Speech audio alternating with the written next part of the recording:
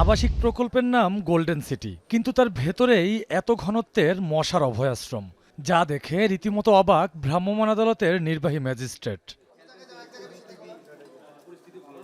মশককর্মীরা যেখান থেকে পানি তুলছেন সেখানেই উঠে আসছে এডিসের লার্ভা।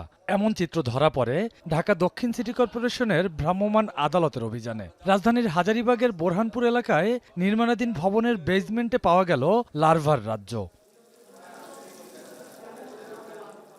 মশক নিধন কর্মকর্তারা জানান, গেল বছরও ভবনটিতে বিপুল পরিমাণ লার্ভা পাওয়া গিয়েছিল, করা হয়েছিল জরিমানাও।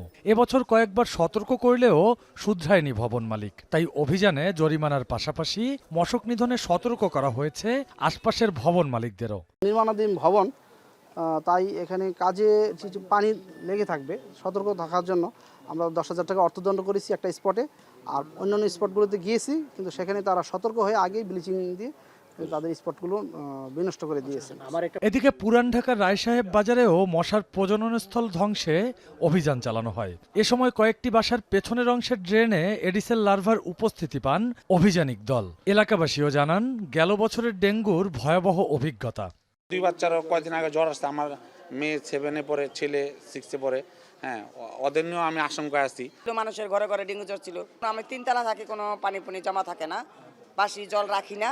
বর্ষা মৌসুম পুরোপুরি শুরু হলে নির্মাণাধীন ভবন থেকে এডিসেল লার্ভা বিস্তার লাভ করবে আরও। তাই সিটি কর্পোরেশনের পাশাপাশি নাগরিকদের নিজ নিজ বাড়ির আঙিনা পরিষ্কার পরিচ্ছন্ন রাখার আহ্বান নির্বাহী ম্যাজিস্ট্রেটের। রকিবুল রাহাত, এখন, ঢাকা। ওয়ালটন ফ্রিজ কিনে অনেকের মতো আপনিও হয়ে যেতে পারেন মিলেনিয়াল। সেরা পণ্যের সেরা অফার।